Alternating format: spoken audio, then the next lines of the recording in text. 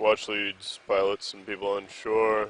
The official start of transect 1 is 1428 UTC, 1 meter above bottom. It's at a depth of 2180. No, interesting. Yeah, that's an interesting life strategy, and I guess that Let's just go for contributes this. to all the general marine gunk that you see as old houses after they've abandoned them. Yep. No, you're good. Oh, let's go on the larger.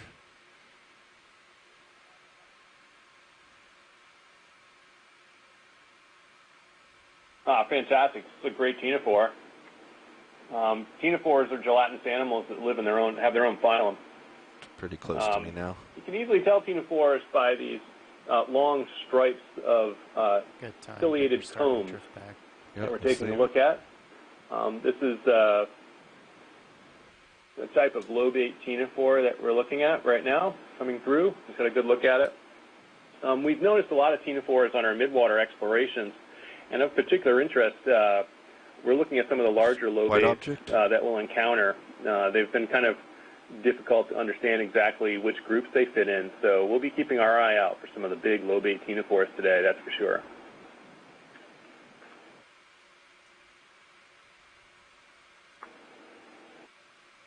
Yeah, we're losing it with the sand. Let's come wide. Yeah, just a mucus blob. Pushing out, co-pilot. Copy. I think it's just anything we have a chance of imaging video to answer your question. Yeah, let's go for it. Has something connected to it. Oh, the string is separate. Okay. Another mucus chain. Let's come wide. Let's see if we can find something further out in the distance. Give us more time. Another larvation house there. Hey, Mike, how can you tell if anybody's home? In the water today. I think that's something to note. You get a sense of the density of particles in a lot of these dives. This is pretty high relative to the dives that we've done over the years. And we'll keep an eye on the density of particles as we explore today and as we move up to different levels in the water column. We're working with a fairly deep water column today. We're 2,000 meters down, and we'll finish up at the end of the day way up at 300 meters. So perhaps we'll see some different densities of particles like this. The particles are numerous different things. Essentially here, this is interesting.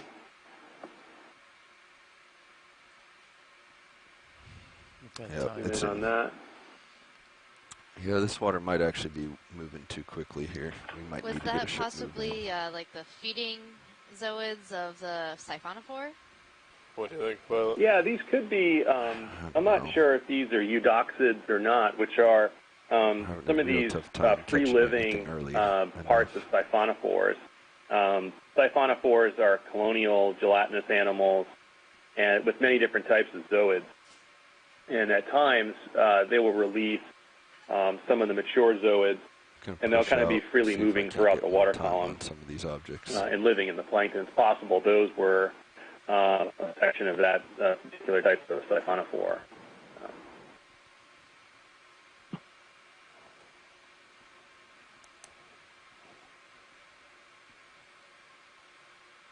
Something white coming to our right, off in the distance.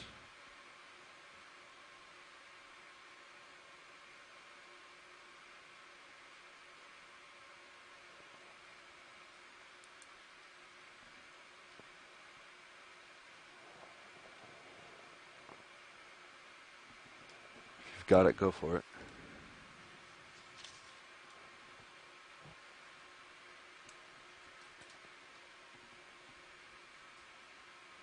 So this is probably a collapsed larvation house. So what we typically see is the larvations that we've been talking about throughout the water column, and at times the animal that lives inside will abandon it, and the house will begin to sink. And as it sinks, it begins to kind of compress and sink throughout the water column. And this could be one of those. It could be a few other things. It could be just some mucus. Could be kind of solidified squidding, but I think this is most likely a collapsed larvation house making its way down to the seafloor. Jellyfish.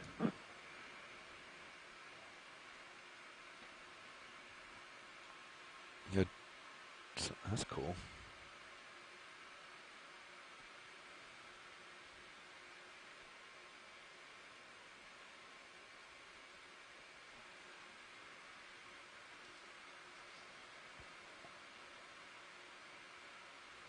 Oh, was that an arrow worm? Let's go here. Go ahead, Bridge. Yeah, most likely. I've seen a bunch of the arrow worms. Copy that, Bridge. Stand by. Let me check the pilots. Interesting member of the plankton. That was 5 degrees to start, Bridge. And I think I will probably see dozens of them today. Pilots, another larvation house up there. Sounds good. So Bridge is the nav. Feel free to do that, and if you don't mind just calling down when you complete that. Thank you very much.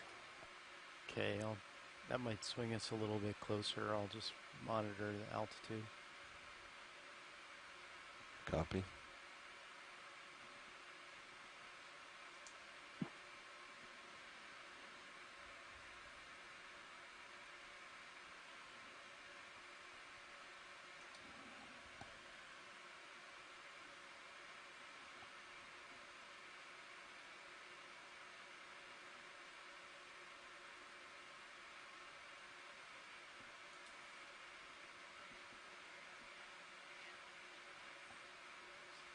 Can we get, no. They do.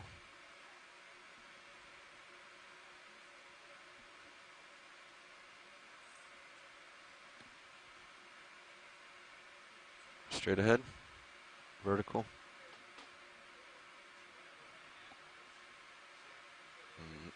Out, let's come out. That was another arrow worm.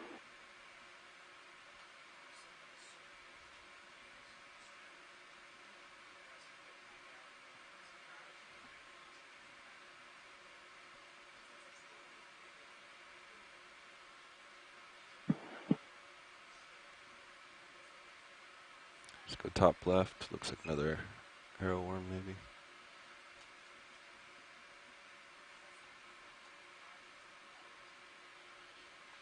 Let's go shrimp, actually. So this is a sinking mucus strand. As things sink from the surface, they begin to elongate, and that's probably one of those. 225. Thank you very much. Is that full zoom?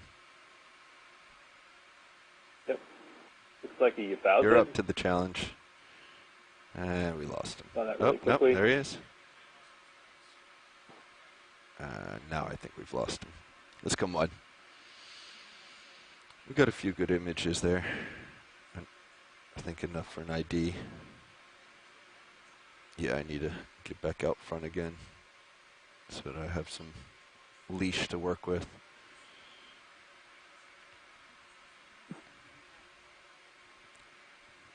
Up top. Go ahead.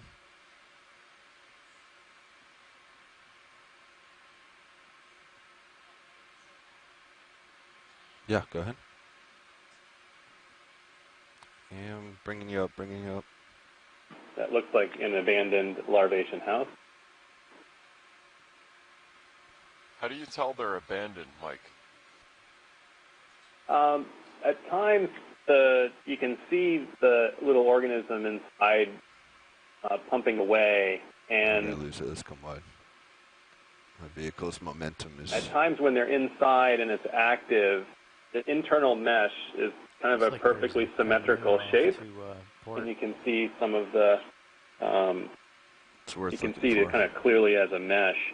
When they kind of get abandoned and they start to sink down, they sort of become not as spherical as they were when they were populated. Chimera here, watch and they begin to just have kind of particles all over the sides, as you saw on that one. So I don't know if this counts for. Wow, great fish. I think this chimera counts as a water column animal. It's swimming Good in the spot water there, column. co-pilot. Okay. Very cool. That's Rotate definitely down water. and keep you Yep. in view. If you I count agree, that that's really 5 cool. centimeters over the bottom, that's the water column, right? That counts. Now, we often see them higher up in the water column, but this Pushing one is in relatively for close you, to the bottom. video. Okay, I'm rotating to the left to keep you in view. It also looks like it has a parasite near its eye, possibly a copepod.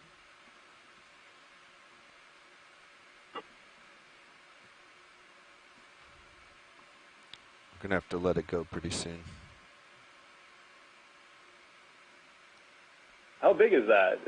Can we hit it with the lasers? Lasers are on. Oh. That's a big fish. He's coming right 1, into 2, view. 3. That's a big fish. Yeah, Our it's- lasers are 10 centimeters apart. All right, time to let him go. Thanks, co-pilot, for assisting. Copy. Just under a meter, All right, I'd I'm say. still at 4.5, so you just kind of, Wow. I'm going to hold Oh, here, great. and then we'll rotate back to desired heading. Good spot there. Thank you. Yeah, thanks for that, pilot. That was awesome. That was my co-pilot that spotted that. Oh, wow. Good job, co-pilot. Off in the darkness. Thank you, watch lead. All right, we back on heading? Not yet. Okay, I'm going to rotate down to Yep. keep you in view.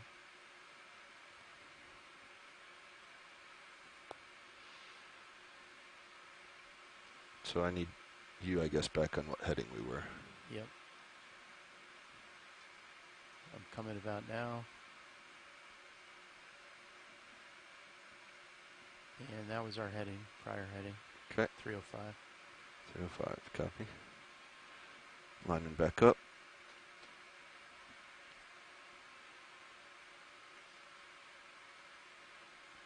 Okay, I'm going to rotate up back to 4.5. Copy. All right, video, we're back in position now. Keep our eyes peeled. Okay, Sirius is at 4.5. Thank you, co-pilot. Pilots, for your information, this transect ends at 1452. Copy. For that Chimera, I was looking through the Deep Sea Animal Guide to see if there were any good matches, and I came up to the conclusion of Hydrolagus species, and I also saw that in the chat, Mike Vacchione also tentatively ID'd that fish Nice as job, a Hydrolagus. On that Chimera So video. very cool Chimera. Watch lead, this is Neff. So for 7 equal transects, it looks like each of them will be around 24 minutes. No problem. So our navigator just told me that to have 7 equal transects during this dive, we are expecting about 24 minutes per transect. Copy that. That sounds great. Anything jumping out at you? I got something right in the distance. Probably another mucus ball. No, the spherical thing center.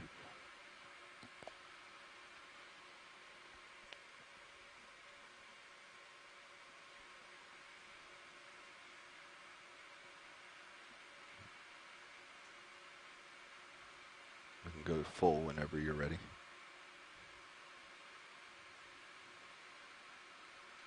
I think there might be a jelly just Let's come above wide. this. Go jelly. It's a little small thing. It's really small. Let's go in. Just think above it's right what we center. were looking at. Yeah, it's right center. Yeah, you can. No, I'm not seeing it. Oh, yeah, it disappeared. Just come wide. Look like a Tinophore or something off to our left, or is that another? Is that another mucus ball?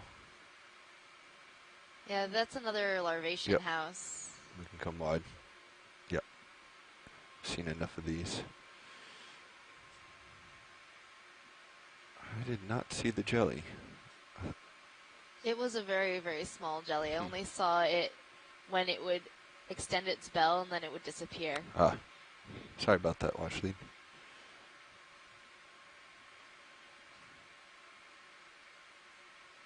I think we can start doing snaps on the mucus balls to see if they, if they have something on the inside. Otherwise, we'll just let them go. We've seen enough. Yeah, a lot of times we've noticed an association, not necessarily with live larvaceans living within their houses, but amphipods and other small animals will take up residence in abandoned houses. Shrimp.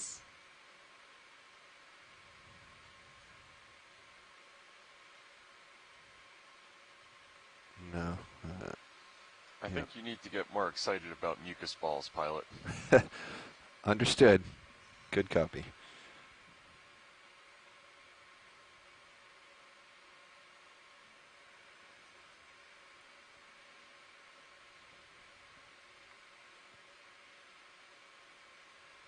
Straight ahead. What is this coming in?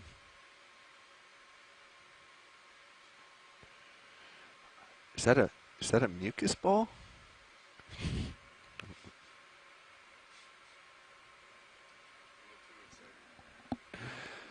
Let's come on.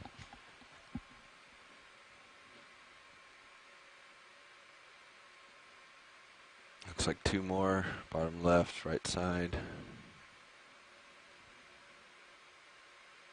Tilting So if I'm down. remembering correctly, the larvaceans actually make their houses on a regular That's basis. too close. We're not Every, gonna.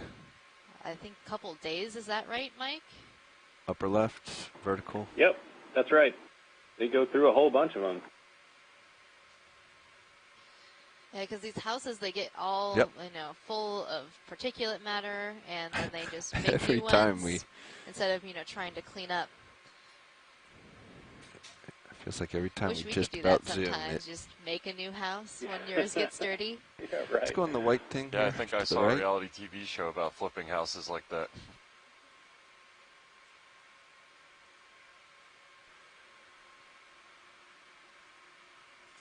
Mini jelly? I'm trying to stop my momentum so we can. It is.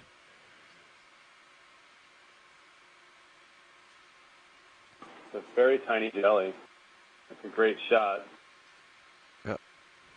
Yeah, that's like the one Quick that snap. I spotted earlier. So small, and when it closed, you couldn't even see it. Nice job, video. Yeah. Come down, come down. No, we're good. Keep it Great zoomed. camera work. Yeah, Dex.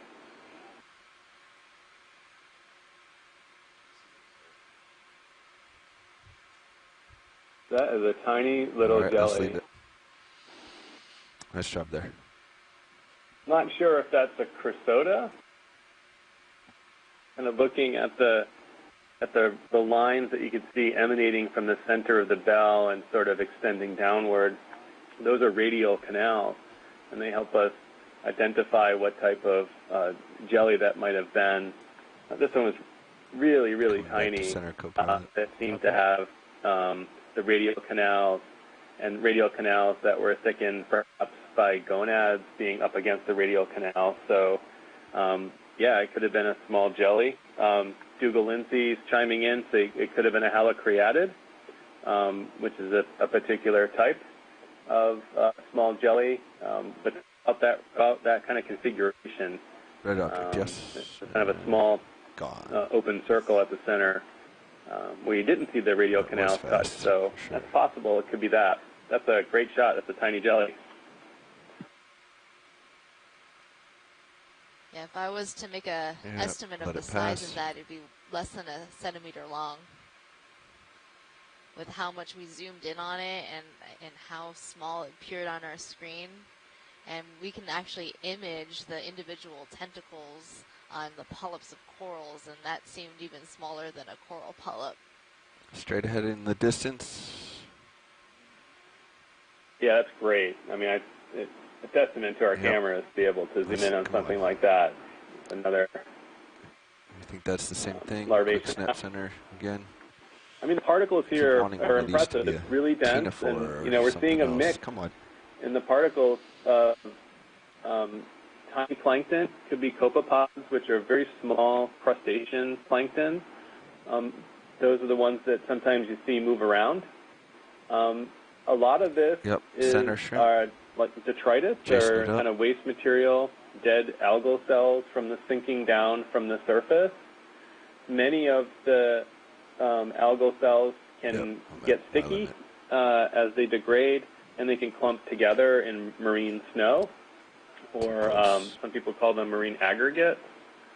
And, you know, as they clump together, they begin to sink down a little bit faster. But, you know, there's an enormous amount of transport of carbon from the closer to the surface where the algal cells grow down here to the bottom and fairly deep.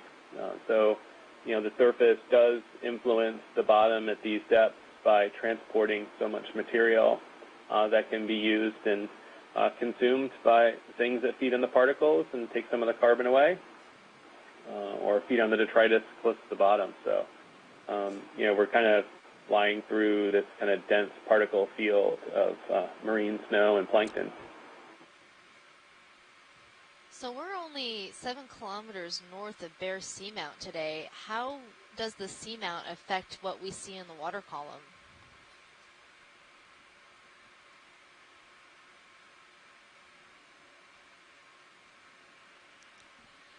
Sure. So a lot of the seamounts, over time, studies that have been done on them, I've kind of seen them, especially because of what can exist on the substrate coming up from the bottom of the seamount all the way closer to the surface. That level of increased production could kind of consider these as kind of hot spots for biological activity. The seamount here, in particular, kind of hangs out off to the east, just off the continental shelf, which juts it a little closer into the Gulf Stream, where, you know, you might be sampling and touching a different water mass. So seamounts like this can act as biological hotspots because of their substrate and kind of running across the depth, as well as kind of their position. So, you know, we could expect to have kind of an increased biological activity in the water column associated with that as well. To go center.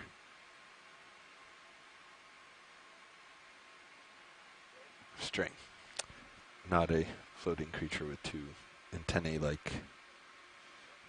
Yep. Can you get it?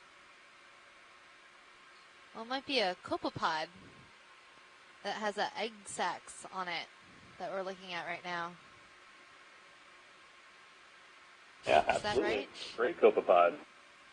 Nice job, video. Copepods are a small crustacean plankton. Sure where he went. Decapod crustaceans, and they have, you could see the antenna back in for him. extending out from the front of it. Those are fantastically set up to detect disturbances in the water. Yeah, and underneath them, you can barely see it. With their legs, they pump away and they can swim and they can create a feeding current. This one looks like it has eggs attached to the bag, I think. Megan, what do you think? Yep. Yeah, that's what I was thinking. It looks like it has egg mass attached to it. And copepods are actually capable of accelerating extremely fast in order to get away from predators. Yeah. So if it felt threatened, it would have zoomed away out of our view, and we never would have seen that coming.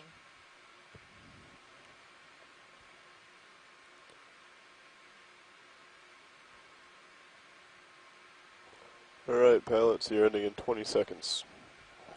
Copy.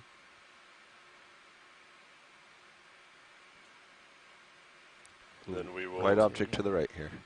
set up and move up 10 meters. Seems so much brighter than the last ones we've seen. Copy, 10 meters now. All right, come on. Watch leads and folks on shore, this is the official end of transect number 1 at a depth of 2180. Pilots, if you'd like Copy to that, set thank up you. and move up to the One next final transect. one, yep.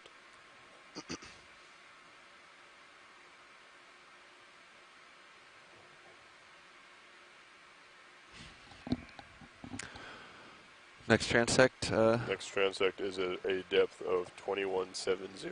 So just 10 meters off bottom. 10 meters off bottom. Okay, rising up. Copy that. Co-pilot. Okay. Standing by for when you're ready, pilot.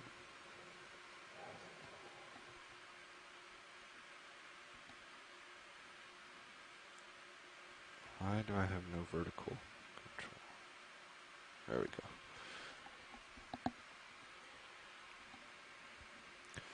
Fish off in the distance as we depart. Okay, I'm hauling in slowly. Yeah, I think that fish off in the distance that you spotted. Actually, there's two. There's an eel-like fish, and then there is the codling or hake that's swimming by. Looks like Antimora, and then there's a Tinophore. I think that's what that is. That black spot. Can you get any more? Yeah, if we can sample that black one, that'd be great. All right, co-pilot, let's come on. Okay, I can draw her out. Yep. The Sidipid Tinophore. Okay, drawer coming out. Those can have some long trailing tentacles. These are pretty interesting. So if we can get a sample of that, that's awesome. I'll get the Mini Zeus on your monitor. Great.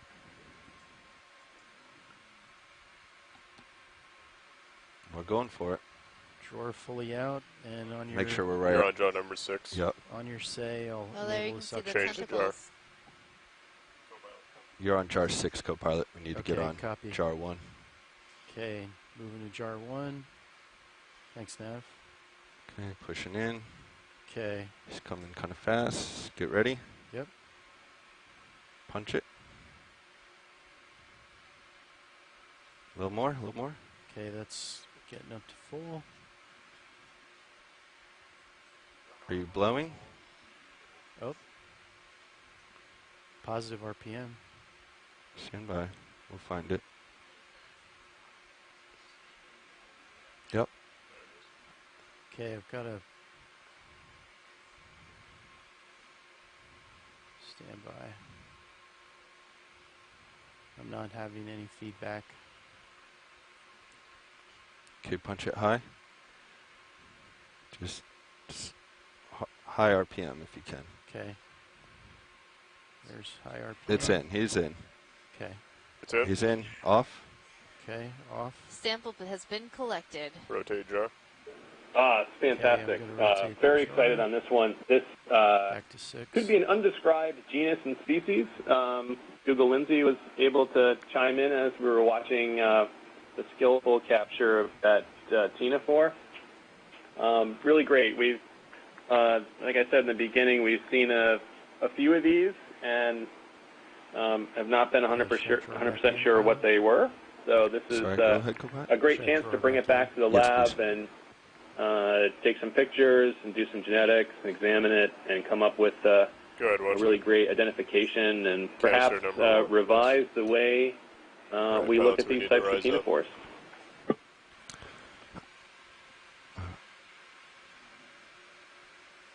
So this is the for watch leads, just so you know. I think we saw it in the camera, and I'm not sure if they made it into the jar, but this creature definitely had the long tentacles coming off.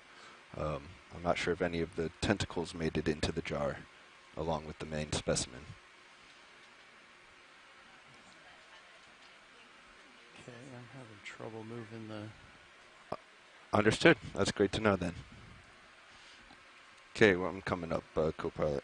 Mike, as we were collecting that sample, I noticed that there was long trailing, almost siphonophore-like looking thing coming off of it. I know that the Sidipids have two trailing tentacles they use for feeding, but do they normally have those sort of pink things on it? It looked like more like a siphonophore feeding than Sidipid Tinophore feeding tentacles. It did have great tentacles. They were really long. Okay, a lot of the Sidipid Tinophores that I've seen have kind of branching tentacles, which branch off into these structures called tentillae. Okay. The pink ones could have been dense aggregations of like nematocyst batteries. Collection of coloblasts for Tinophores, kind of these sticky cells, kind of all bunched up in one place. Otherwise, I'm not 100% sure what those pink masses were along the tentacle. Were pretty interesting. And different from like Pleurobrachia, another species of ctenophore that has tentacles like that. You can see the classic just branching, straight branching. I might just have to drive this one certainly has something different. Okay. So okay, I can try and bounce. It'll be neat to check out. No, okay. That's not going to do anything. So I'm at 10. Nav, Copilot, if you could adjust really your speed. We're not sure if we or your height. captured any of the tentacle with the And main I think we're specimen, ready, but it so does we're a look little to bit be behind. intact within Watch our leads and folks on canister. land. The official start of transect number 2 at 1458 UTC, a depth of 2,170 meters. 10 meters off bottom. Copy that, Nav. Okay, I'm still hauling in. Yeah, we have that on short side. Looks like we're starting the transect. That's great. Yeah, I agree, Megan. I think we had, rotating now. Perhaps we have a small length of one of the tentacles to take a look at at least a few of those structures. I saw 4 or 5 of them go in, but I could be wrong. But yeah, really interesting. Leave it. That's good. On the chat room, there's lots of stuff going back and forth on proper preservation of the specimen that we just took. So, there's a lot of activity on multiple levels as we continue to explore here. And I would just keep trying to get kind of making plans for when we get the samples back on deck. For gelatinous animals, it's interesting. Preservation is typically really difficult. Normally, the formaldehyde preservation does not treat the gelatinous animals very well. They kind of get harmed by the chemicals when they get preserved. And ethanol is typically used. One of the other problems we have is to preserve the coloration of the gelatinous animals and some of the size of the animals. Some of the morphological features can get damaged. So a lot of the work for midwater animals, we bring it back in the wet lab on the ship, and we take just numerous photographs and video if we can to try to preserve and capture as much about the morphology as we possibly can until we can get it back to the museum and take another set of photos and samples from it. It's like an arrowworm with pinkish coloration here. Other ones we've seen on earlier transect were perhaps a different species without the red coloration. That was weird. Down low here.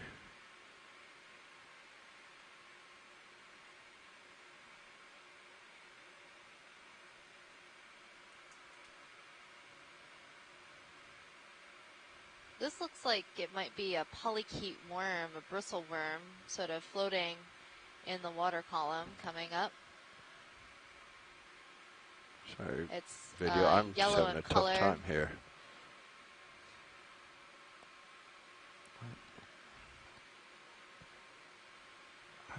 Yeah, very interesting.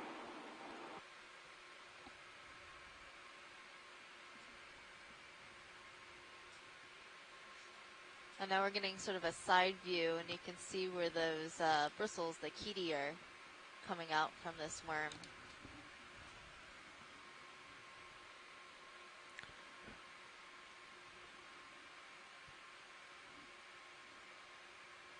All right. That should be better.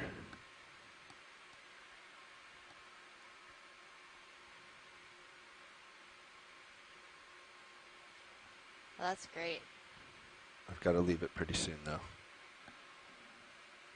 Yeah, let's leave it.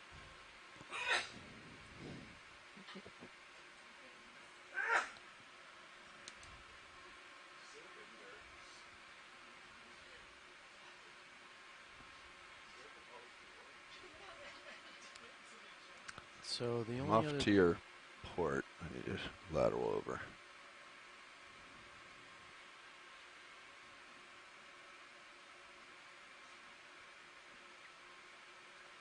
Can you tilt down, please, your camera?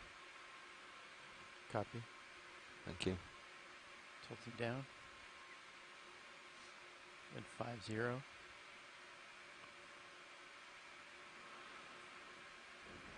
All right. I'm back in a safe position. I can slow down now.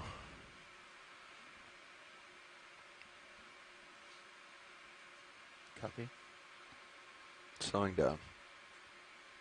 I'm going back to 4.5 and then 4.5. Okay, for those just tuning in, So you don't think we're broadcasting today from the NOAA ship Okeanos Explorer, and we're looking through the cameras of the ROV Deep Discoverer.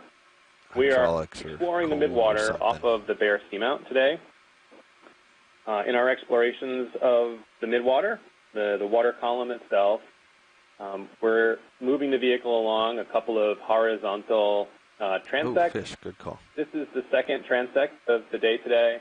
Go for it. And we're up off the bottom about 5 or 10 meters. Just about 10 meters off the bottom now, exploring a layer of water, and a fish has come into view. Zoom. Nice and stable for the moment, at least. This is Megan Putz, the biology lead aboard the ship. The type of fish we're looking at is a rat-tail fish in the family Macuridae. Nice.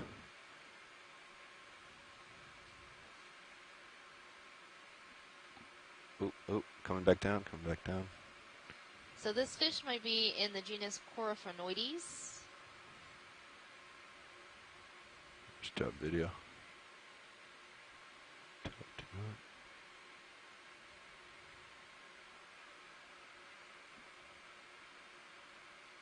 He's helping us out big time. And one of our shoreside scientists, Tracy, has written in the chat that this fish is likely a juvenile macurid or rat-tail fish.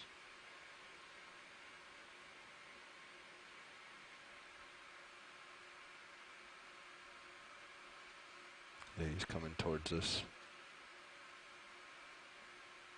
All right, I think it's probably going to be time to let him go.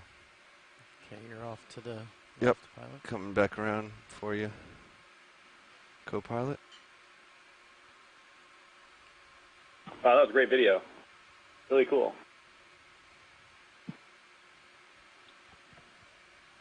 So those rat-tail fish are some of the apex predators at these depths, and they often are seen, swimming a few meters above bottom. So this is definitely where they hang out most of the time. The only thing we can do right now is to keep they feed trying.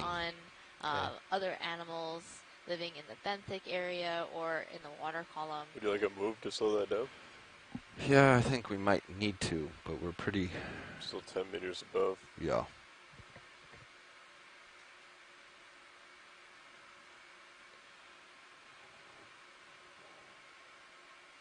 I also feel like our...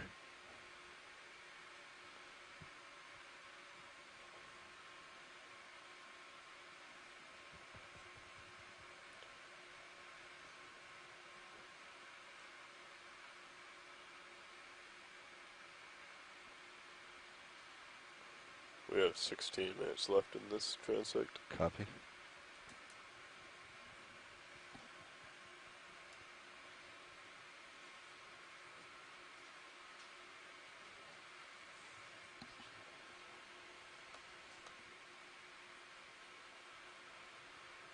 So I think I need to come around, Andy. I think we're pointed too far east.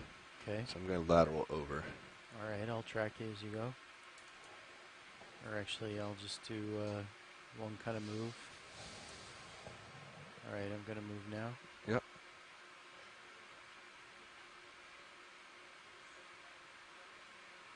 Let's bring it to, 3 something.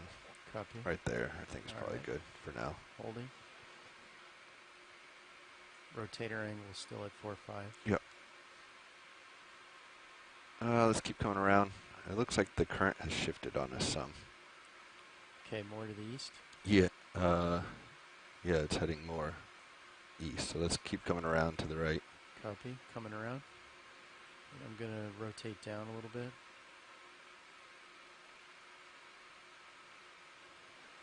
Okay, that's 5-0. Let's hold there. Copy, holding.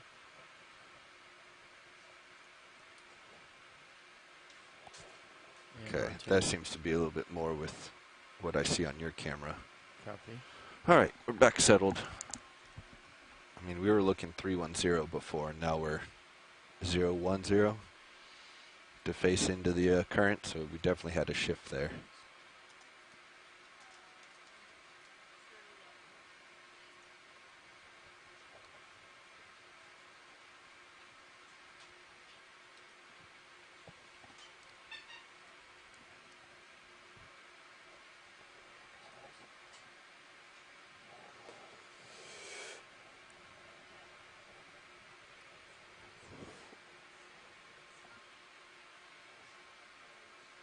Yeah, the shrimp.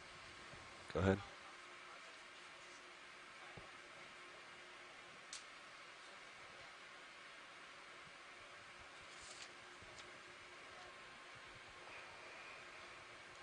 Right here, red. Okay,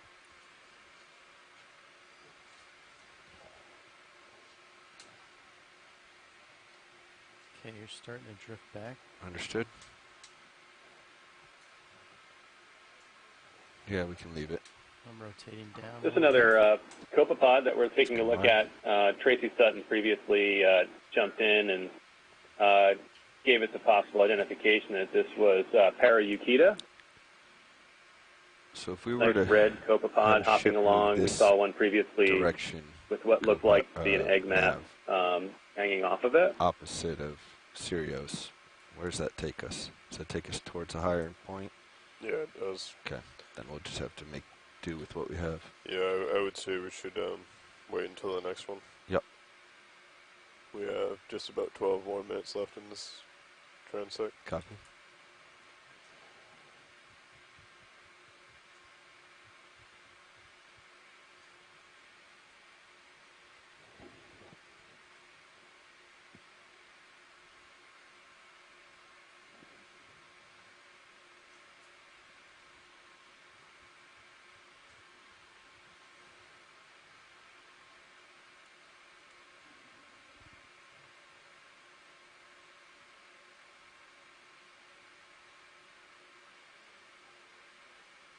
Oh.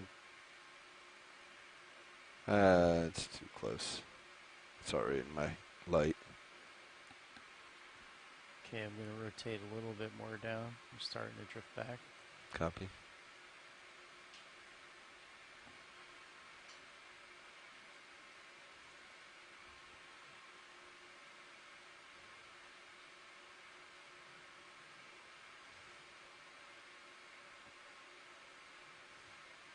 It's just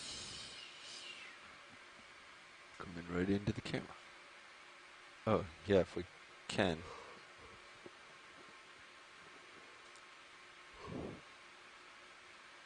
Good spot. Looks like we came upon another one of these small jellies. This looks really cool. That might be Arctipedema.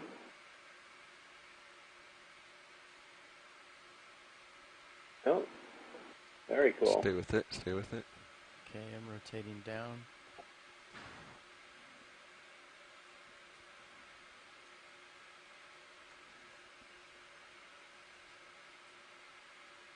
Yeah, it's gone.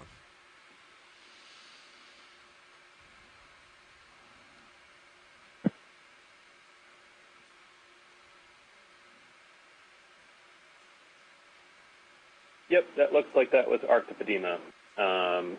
Google chimed in with that as well. A really neat small jelly that we've seen a bunch in the midwater, and it has a really kind of unique pulsating frequency. It's pretty quick and short. But yeah, we got a chance to see a whole bunch of Arctipedema here in the midwater. So really neat. Look. You know, it's a good shot too. We got some details on the canals inside the bell and on the tentacles itself. Oh, my momentum's gonna probably. And the larvation house coming into view. Yeah. I don't like what altitude's doing.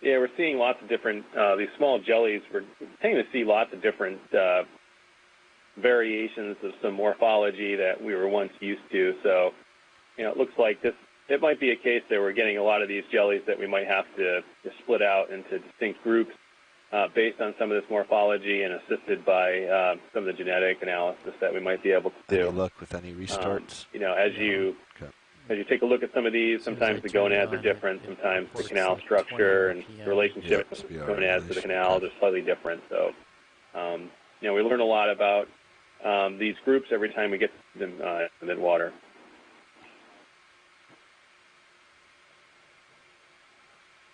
This looks slightly different, but it's probably just says snap for ID.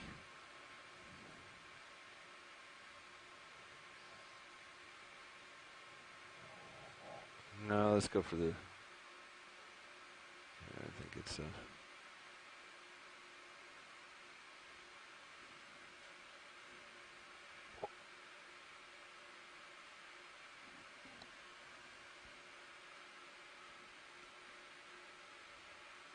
stand by coming back in.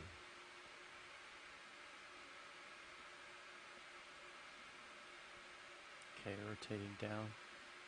Keep you in view. I think we're ready to leave it.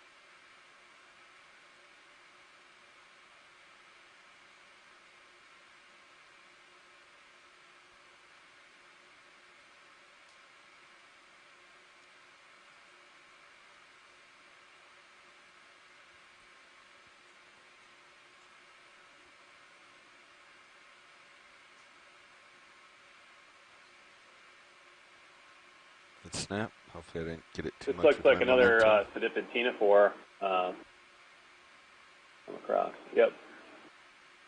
Keep it wide. Yeah, this is another. Go ahead. I think this is another undescribed species of sediped ctenophore. See some of the bright structures inside.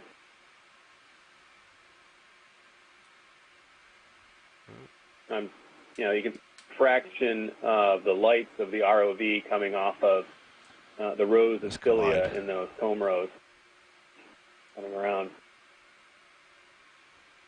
Okay, rotating down to keep you in view. That's cool. Really interesting. Thank you. Let's go partial on it.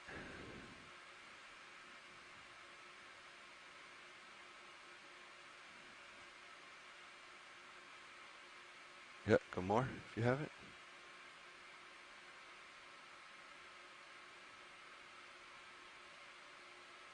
All right, time to leave it. Okay, I'm just about looking straight down. Yeah. Copy. Pushing out.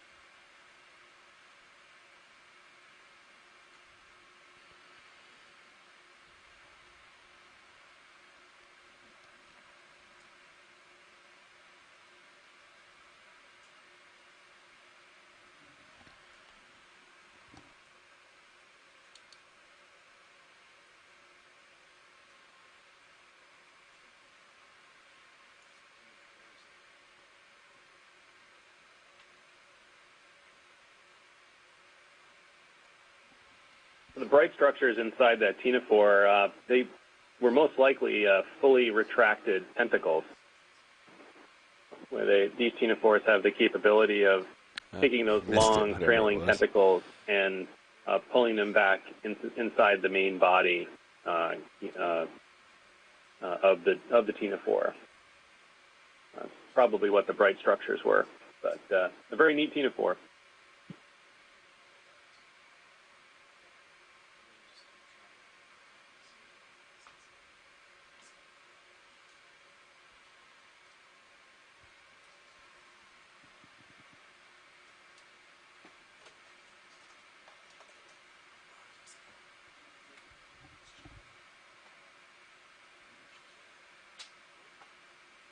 Zoom here. Oops, sorry, wrong direction on my camera. Snap, I think it's just yep, let's come on. Sort of had a dumb effect, tricked me. I'm rotating up, pilot. Copy. I've got a little bit of pushing out to do. When you're able.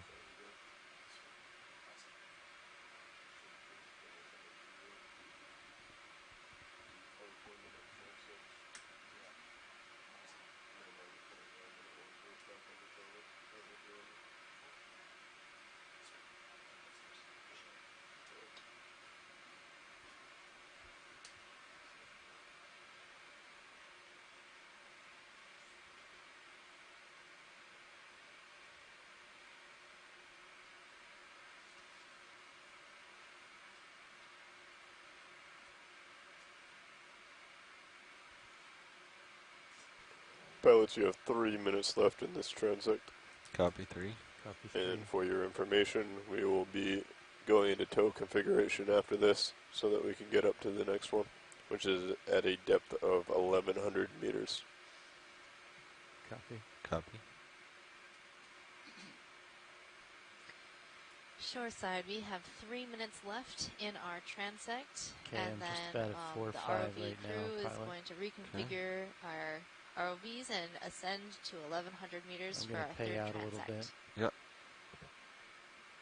All right, copy that. Thank you.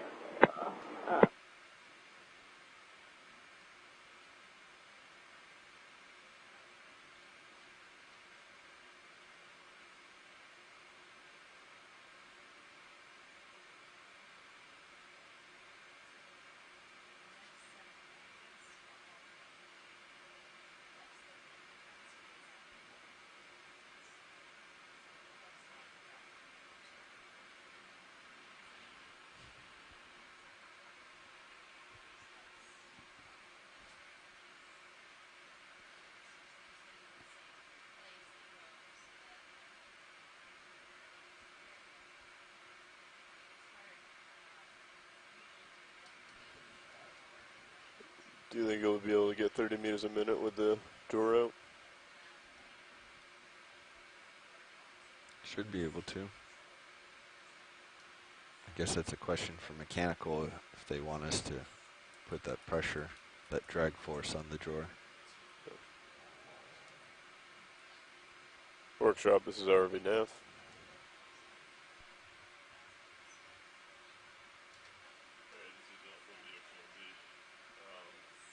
So right now we are having the speed out of regulation fault on the hydraulics.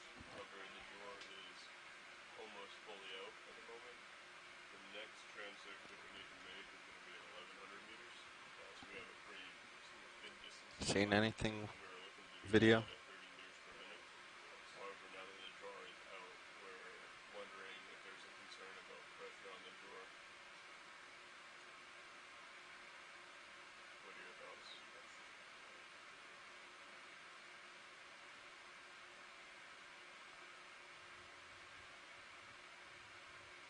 Yeah, we're pretty much fully out. And the bio boxes were open, so Another Arctopedema.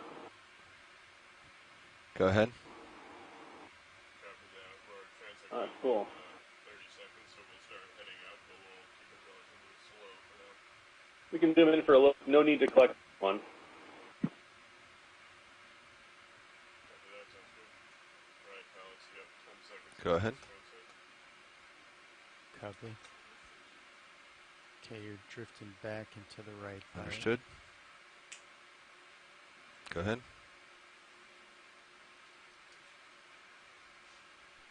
Alright, watch lead and folks on shore, this marks the official end of transect number 2. It's ended at 15:22 UTC. Yep.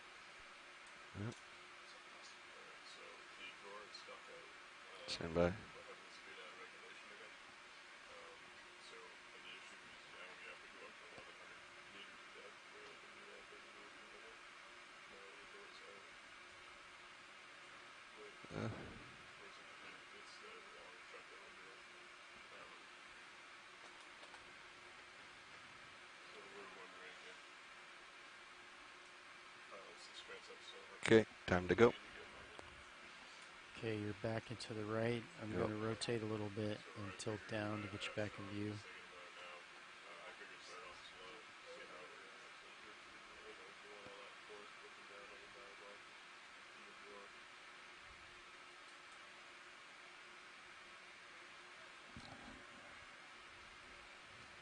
Now that our second This is a transect has longer one. ended, We're 10 gonna come meters into above tow. bottom, we will be Come up. transiting 1,000 Copy, meters tow. toward the surface to start our third transect of the day. So please So- stand by as we make our ascent. You are, Pretty much there. you're 90 out, or 180 out, right? Ah, true. Copy. So if I am pretty much there. So if you come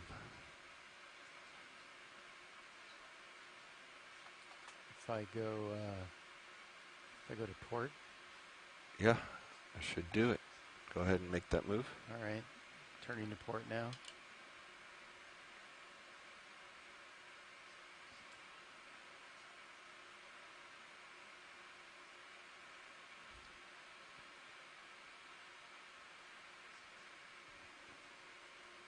Okay, I'll still be able to see in the. That puts a turn in the tether, though.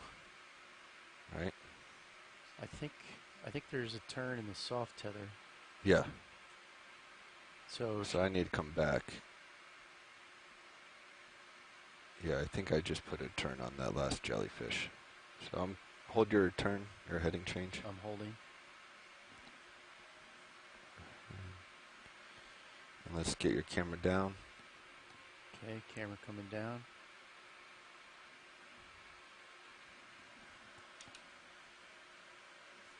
Okay, I'm at 80 right now, holding. Okay.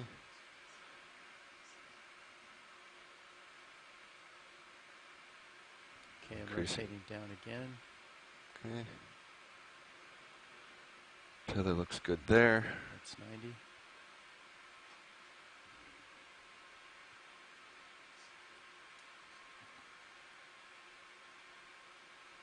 Increasing my delta. Copy.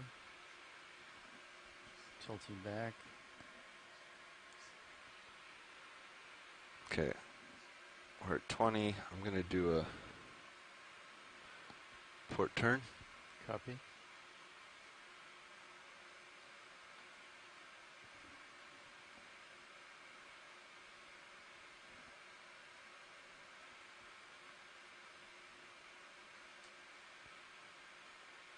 Are all your lights on? Yes. Okay. Should I try cutting a couple? Yeah, if we think it will help. There we go. Yeah, this should be me going under. Okay. Yeah. Pushing out. Increasing delta.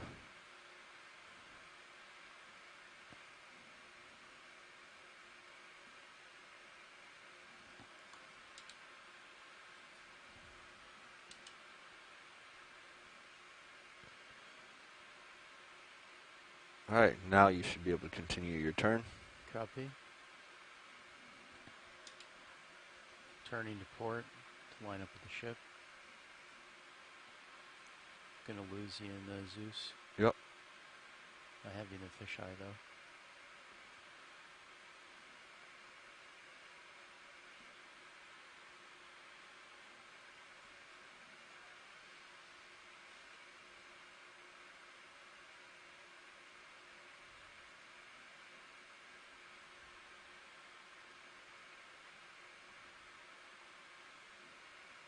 Okay, Sirius is about lined up with the ship. Okay, go ahead, disable auto head. Auto heading disabled. Raising up, pushing out.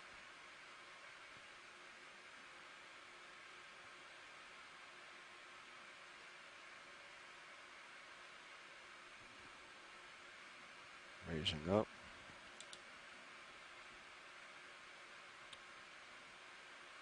Come on.